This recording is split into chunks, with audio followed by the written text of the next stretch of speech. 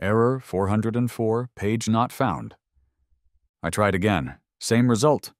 I tried a different browser. Nothing. I tried accessing it on my phone. Still nothing. Convenient, I muttered. Very convenient. I called up my neighbor, Sarah, a self-proclaimed tech wizard who could probably hack into the Pentagon with a potato and a paperclip. "Hey, Sarah," I said, trying to keep my voice calm. "The Emerald Heights HOA website, it's down. Can you take a look?" "Sure, Miles," she said. "Give me a few minutes." I waited, pacing my living room, my anxiety growing with each passing second. "Okay," Sarah said, her voice grim. "I'm in, and—" "Yeah, it's not down. It's been deliberately blocked. Specifically the financial records section. It only crashes when a homeowner from Emerald Heights tries to access it." "So, they're hiding something," I said, my voice a low growl. "Hiding something big," Sarah confirmed. "This isn't just incompetence, Miles. This is deliberate concealment." My next step took me to the county recorder's office. I needed to understand the HOA's financial structure, its assets, its vulnerabilities. And that's where I found it. A small, almost insignificant detail buried in the property records. The Emerald Heights HOA didn't own its office building. It leased it, and the owner, a small real estate investment firm, was looking to sell. I checked the local listings. There it was. A slow smile spread across my face. "Eureka," I whispered. I called my real estate agent. "Brenda," I said, "I want to buy a building." "Okay," Brenda said, sounding slightly confused. "What kind of building?" "An office building," I said. "A small one, currently occupied by a very unpleasant tenant. I'm Miles, and I'm what you might call an HOA tolerator. I mean, I wasn't a fan of homeowners associations, per se. Who is? But the fees for our little slice of suburban paradise, Emerald Heights, were annoying, sure, but manageable. They claimed the money went towards neighborhood upkeep, which mostly seemed to involve repainting the community sign every few years and occasionally changing the flowers at the entrance. I never saw any real improvements. No new playground equipment, no upgraded walking trails, nothing. But hey, the grass was green, the streets were clean, and I generally tried to avoid unnecessary conflict. That was my philosophy. Live and let live. Pay your dues, and try not to think about where your money actually goes. Until, of course, they started messing with the money. It started innocently enough. A notice slipped under my door, along with the usual junk mail and pizza coupons. "Important information regarding your HOA fees," it proclaimed in bold letters. I sighed. Here we go. "Due to rising costs," I read aloud, my voice dripping with skepticism, "HOA fees will increase by 20% next quarter. Further adjustments may be necessary." I crumpled the notice in my fist. 20%? What rising costs? The cost of beige paint? The cost of aggressively worded memos and further adjustments? That sounded ominous. Then, just a few weeks later, another notice. This one was even more brazen. "As part of our community enhancement efforts," I read, my blood pressure starting to rise, "HOA fees will increase by another 15%. Community enhancement? What enhancement? Had they installed a solid gold statue of a perfectly manicured lawn gnome that I'd somehow missed? I was starting to get suspicious. Very suspicious. Where was all this money going? There was zero transparency, no detailed accounting, just vague pronouncements about rising costs and community improvements. It was starting to feel less like a homeowners association and more like a shakedown. The HOA meeting was held in the Emerald Heights Community Center, a room that seemed to have been deliberately designed to stifle any form of creativity or independent thought. The walls were a depressing shade of beige, The carpet was a generic stain-hiding pattern, and the air smelled faintly of stale coffee and simmering resentment. The board members sat at a long table, looking like a collection of overpaid, underworked bureaucrats. There was a woman meticulously examining her cuticles, a guy who looked like he was about to fall asleep, and a couple of others who seemed to be actively avoiding eye contact with the residents. And then there was Bradley Brad Kensington IV, the president of the Emerald Heights HOA, and the walking embodiment of everything I disliked about, well, everything. He was a man who clearly believed he was born to rule, and that the rest of us were merely peasants existing to fund his lavish lifestyle. He wore an expensive suit that probably cost more than my mortgage payment. His hair was slicked back with an excessive amount of gel, and he had a permanent smirk that suggested he'd just won a game of Monopoly by cheating. "We are here today," Brad announced, his voice booming through the room, "to discuss the recent adjustments to the HOA fees." He said adjustments, as if he were bestowing a great gift upon us. "Adjustments?" I spoke up, unable to contain myself. "You mean the massive increases? The ones with absolutely no explanation?" Brad fixed me with a condescending stare. "These increases, Mr. Miller," he said, his voice dripping with disdain, "are necessary for the community's continued success." "Success?" I repeated. "What success? The grass is still green. The streets are still paved. What exactly are we paying for?" "For the enhancement of Emerald Heights," Brad declared, gesturing vaguely around the room. "For the maintenance of our high standards. For the... He seemed to be struggling to come up with specific examples. "For your new cars," I suggested, glancing pointedly at the parking lot outside, where several board members had recently acquired suspiciously luxurious vehicles. A few nervous coughs echoed through the room. Brad's smirk vanished, replaced by a look of pure, unadulterated rage. "Mr. Miller," he said, his voice dangerously low, "if you can't afford to live in Emerald Heights, perhaps this isn't the neighborhood for you." The audacity! The sheer unmitigated gall! I was about to launch into a full-blown tirade about fiscal responsibility and transparency, but Brad cut me off. "Remember, Mr. Miller," he said, his voice dripping with menace, "failure to pay will result in penalties, late fees, interest charges, and ultimately, a lien on your property." He leaned back in his chair, his smirk returning. "We wouldn't want that, would we?" It was a threat, plain and simple. Pay up, shut up, or get out. But I wasn't going to be intimidated. Not by Brad, not by his cronies, and not by their ridiculous, unjustified fee hikes. Okay, Brad wanted a war? He was going to get one. But I wasn't going to fight fair. I was going to fight smart. My first step: knowledge. I needed to understand exactly where my HOA fees were going, or, more accurately, weren't going. I started digging. I requested financial records from the HOA, citing my rights as a homeowner. I scoured the internet for any information on Emerald Heights finances.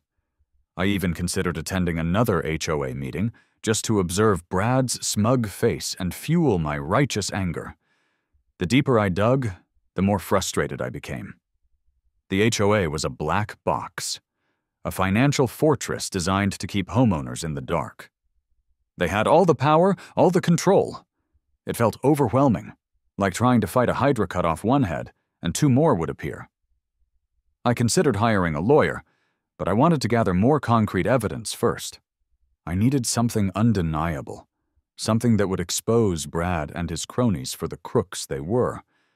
And then they made their next move. Another notice arrived in the mail. This one wasn't yellow or orange. It was crimson. A red notice. "Due to your continued complaints regarding HOA fee increases," I read aloud, my voice shaking with disbelief. An additional fee of $250 has been applied to your account for administrative processing. Administrative processing? For complaining? They were fining me for questioning them? This was beyond outrageous. This was personal. "You have got to be kidding me," I muttered, pacing my living room. $250? For what? For sending an email? For daring to ask where my money is going? I felt a vein throbbing in my forehead. This wasn't just about the money anymore. It was about the principle. It was about the sheer, unmitigated gall of these people. They thought they could just bully me into submission, silence me with fines, bleed me dry with their ridiculous fees. I logged into my HOA account online, expecting to see the $250 charge. What I saw instead made my blood run cold. It wasn't just $250, it was thousands of dollars. A mountain of mystery fees, late payment penalties, and violation assessments I'd never even heard of. Landscaping non-compliance fee, $500. Exterior paint color deviation fee, $750. Improper mailbox flag placement fee, $200. It was a laundry list of fabricated charges designed to drain my bank account and force me into submission. And at the bottom, in bold, menacing letters, "Failure to pay within 30 days will result in a lien being placed on your property." A lien on my house. They were threatening to take my home. "Okay, Brad, you want to play hardball? Let's play." My next move was to try and access the HOA's financial records online. Transparency, right? I clicked on the Financial Statements link on the Emerald Heights HOA website. Error 404, page not found. I tried again, same result. I tried a different browser. Nothing. I tried accessing it on my phone. Still nothing. "Convenient," I muttered. "Very convenient." I called up my neighbor, Sarah, a self-proclaimed tech wizard who could probably hack into the Pentagon with a potato and a paperclip. "Hey, Sarah," I said, trying to keep my voice calm. "The Emerald Heights HOA website. It's down. Can you take a look?" "Sure, Miles," she said. "Give me a few minutes." I waited, pacing my living room, my anxiety growing with each passing second. "Okay," Sarah said, her voice grim. "I'm in, and yeah, it's not down. It's been deliberately blocked, specifically the financial records section. It only crashes when a homeowner from Emerald Heights tries to access it." "So they're hiding something," I said, my voice a low growl. "Hiding something big," Sarah confirmed. "This isn't just incompetence, Miles. This is deliberate concealment." That was it. The final straw. I realized then that this wasn't just about fee increases or a power-hungry HOA president. This was about corruption. Deep, systemic corruption. And I was going to expose it. Even if it killed me, or, more likely, bankrupted me. But I wasn't going to go down without a fight. And it wasn't going to be within the HOA's rigged game. Time for drastic action. My next step took me to the county recorder's office. I needed to understand the HOA's financial structure, its assets, its vulnerabilities. And that's where I found it. A small, almost insignificant detail buried in the property records. The Emerald Heights HOA didn't own its office building, it leased it, and the owner, a small real estate investment firm, was looking to sell. I checked the local listings. There it was. Further digging revealed that the HOA was barely scraping by. Years of mismanagement, and I suspected embezzlement, had left them financially vulnerable. A slow smile spread across my face. "Eureka," I whispered. The idea was audacious. It was insane. It was perfect. I was going to buy the HOA's office building. I was going to become their landlord. I called my real estate agent, a woman named Brenda, a different Brenda, thankfully, than the HOA board member. "Brenda," I said, "I want to buy a building." "Okay," Brenda said, sounding slightly confused. "What kind of building?" "An office building," I said. "A small one, currently occupied by a very unpleasant tenant." I explained my plan, laying out the whole saga of the HOA, the fee hikes, the corruption, and my ultimate act of revenge. Brenda was silent for a moment. Then she burst out laughing. "You're serious? You're going to buy their building and triple their rent?" "Quadruple," I corrected. I was getting angry again. "You, Miles," she said, "are a legend. Let's do it." We worked quickly.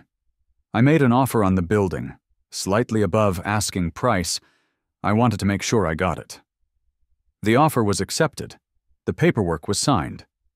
And just like that, I, Miles, the mild-mannered homeowner, was the proud owner of a small, nondescript office building currently occupied by the Emerald Heights HOA. My next step was to send a formal notice to the HOA, informing them of the change in ownership and, of course, the new rental terms. I tripled the rent, effective immediately, and just for good measure, I added a clause about unavoidable operational fee increases, mirroring the language they'd used on their own fee hike notices. I sent the notice via certified mail, ensuring that Brad Kensington IV would have to personally sign for it. I couldn't wait to see his face. The meeting with the current building owner, a Mr. Henderson, no relation to any previous HOA antagonists, thankfully, was surprisingly straightforward. He was an older gentleman, clearly eager to unload the property. He seemed more amused than surprised by my interest in the building, especially given its current tenants. "So, you're aware the HOA occupies the space?" Mr. Henderson asked, raising a skeptical eyebrow. "Oh, I'm very aware," I said, a smile playing on my lips. "Let's just say I have a personal interest in their continued tenancy, or perhaps their lack of continued tenancy." Mr. Henderson chuckled. "Well, I won't pry, but I will say they haven't been the easiest tenants to deal with. Always complaining, always late with the rent. Good riddance, I say." And just like that, the deal was done. I signed the papers, transferred the funds, and became the proud owner of a rather unremarkable office building in a nondescript office park. But this wasn't just any office building. This was the headquarters of the Emerald Heights HOA, my HOA. The HOA that had tried to bully me, fine me, and potentially take my house. And now I held the keys to their kingdom. Literally. The feeling was exhilarating. It was a David and Goliath moment. Except David had bought Goliath's slingshot factory and was about to raise the prices on slingshot ammunition. I went from being a victim of their petty tyranny to being the one in control. It was a complete reversal of power, and I was going to savor every moment of it. I could practically taste Brad's impending meltdown, and it tasted like sweet, sweet justice. The delivery of the new lease agreement to Brad was a moment I'd been anticipating with glee. I decided to deliver it personally, just to witness his reaction firsthand. I found Brad in his office, a cramped beige cubicle, naturally, at the HOA headquarters. He was on the phone, arguing with someone about, I assumed, another fabricated fee. He looked up, saw me, and his face instantly contorted into an expression of pure, unadulterated loathing. "What do you want, Miller?" he spat, slamming the phone down. "Good afternoon, Brad," I said, my voice dripping with mock politeness. "I'm here in my official capacity, as your new landlord." Brad stared at me blankly. What?" I held up the deed to the building, letting him see his HOA's address printed clearly on the front. "I bought the building, Brad," I said, my smile widening. "You're now my tenant." Brad's face went through a series of rapid color changes, from pale beige to bright red to a rather alarming shade of purple. You can't do that," he sputtered. "Actually, I can," I corrected, tapping the deed. "And I did. And as your landlord, I'm exercising my right to adjust the terms of your lease." I handed him a new lease agreement, meticulously drafted by my lawyer. The key change: the rent had been tripled, effective immediately, and just for good measure, I'd included a section on unavoidable operational fee increases, mirroring the language the HOA had used on their own fee hike notices. Brad scanned the document, his eyes widening with each passing line. This is outrageous," he stammered. "This is illegal." "Perfectly legal, Brad," I said, shrugging. "You have a lease, you owe rent, and if you don't pay, well, you know how evictions work, don't you?" I paused for dramatic effect. "Business is business, Brad." Brad crumpled the lease in his fist, his face a mask of fury and disbelief. "Well, you think you've won, Miller," he snarled. "You think you can just buy your way out of this?" "I think," I said, my voice calm and even, "that I just bought you out, Brad, and I'm calling an emergency meeting of your board." He looked utterly defeated. The emergency HOA meeting, held in my building, the irony was delicious, was a masterpiece of chaos. Brad, looking like he hadn't slept in days, tried to rally his remaining supporters, claiming I was abusing my power, acting out of spite, and generally being a bad landlord. "He's tripled our rent!" Brad shrieked, his voice cracking with desperation. "He's trying to bankrupt us! He's evil!" "I'm simply exercising my rights as the property owner," I countered, calmly addressing the room. "The HOA has a lease agreement.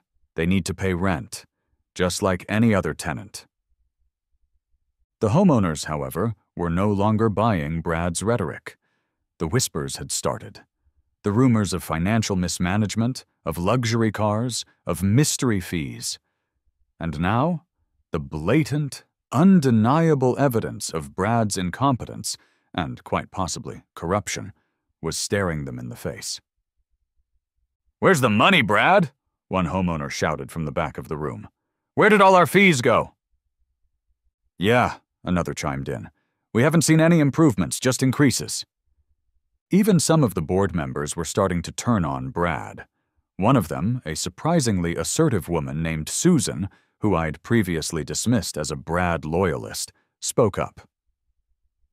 "Bradley," she said, her voice firm, "I think it's time for a full and transparent accounting of the HOA's finances. We need to see where the money has been going." And then, the final nail in the coffin. A homeowner who also happened to be a lawyer stood up. "Brad," he said, his voice calm but firm, "if you can't provide a satisfactory explanation for these discrepancies, and if you can't pay the rent, you're not just facing eviction, you're facing potential legal action. Embezzlement, fraud, these are serious charges." The meeting dissolved into chaos. Accusations flew, fingers were pointed, and Brad, he just sat there, defeated, his carefully constructed empire crumbling around him. The aftermath was swift and decisive. My lawyer initiated a full audit of the HOA's finances. The results were even worse than I'd imagined. It turned out that Brad and his cronies hadn't just been mismanaging funds, they'd been actively embezzling them, diverting HOA fees into their own personal accounts, using the money for lavish vacations, expensive cars, and, in Brad's case, a suspiciously large collection of designer sweater vests. The police were called. Brad and his accomplices were arrested, charged with fraud and embezzlement. The HOA, riddled with debt and scandal, was forced to dissolve. Brad was removed from the neighborhood, banned from ever holding an HOA position again, and, I heard through the grapevine, was last seen working as a telemarketer, presumably still wearing his beige sweater vests. It's been a year since the great HOA takedown, as it's now, unofficially, known in Emerald Heights. And life, I must say, is significantly less beige. The oppressive cloud of the HOA has lifted, replaced by a sense of freedom, a feeling that we, the homeowners, are finally in control of our own destinies and our own landscaping choices. As for the former HOA office building, well, it's still there.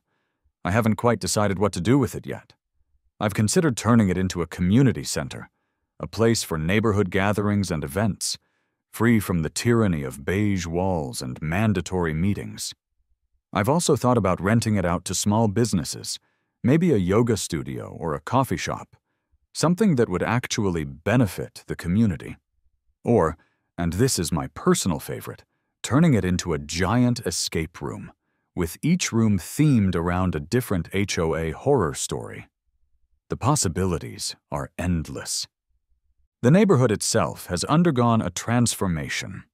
Without the constant threat of fines and violation notices, people seem happier, more relaxed, more willing to express themselves.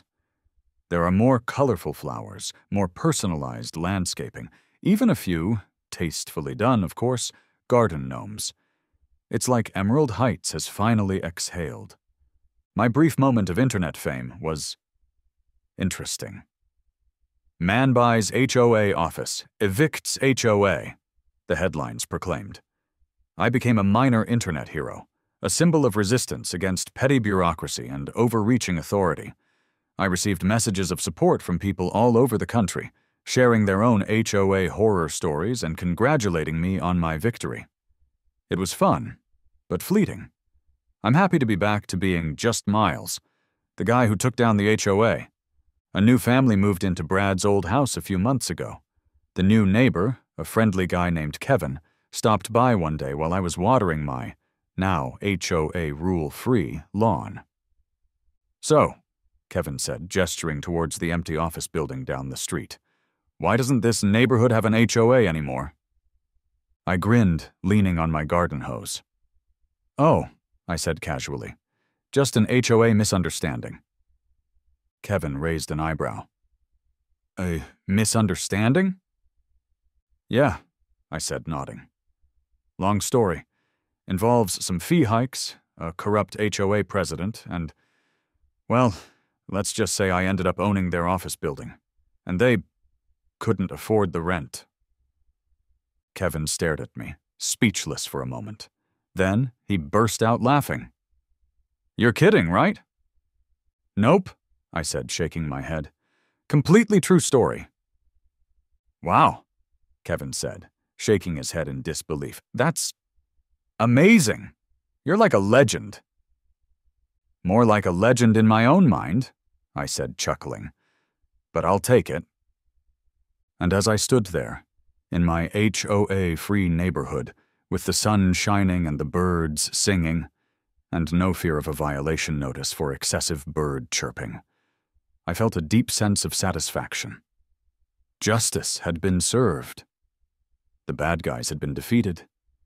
And I, Miles, the accidental landlord, had played a small part in making Emerald Heights a little bit brighter, a little bit more colorful, and a whole lot less beige. I might even use my newfound landlord skills for good. Maybe I'll start a scholarship fund for students who've been victimized by overly strict HOAs. Or perhaps I'll just continue to use my powers for my own amusement. Either way, the future looks bright. And as long as there are power-hungry HOA presidents out there, I'll be ready. With my deeds, my leases, and a healthy dose of righteous indignation.